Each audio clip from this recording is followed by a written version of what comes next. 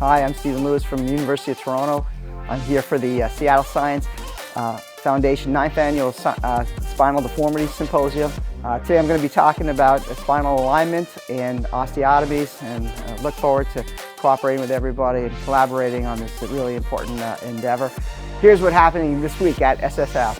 Dr. Scott Zuckerman from Vanderbilt University will be our guest Wednesday morning at our STED Talk series. He'll discuss coronal alignment and the unsung hero of adult spinal deformity surgery. Thursday morning, Dr. Keith Park from Harvard University will give an overview of global neurosurgery, what it is and why it matters. And please join us Friday morning at the Rothman Orthopedic Institute hosts our virtual Spine Journal Club. As always, you can register at any of our courses at ssfcme.org.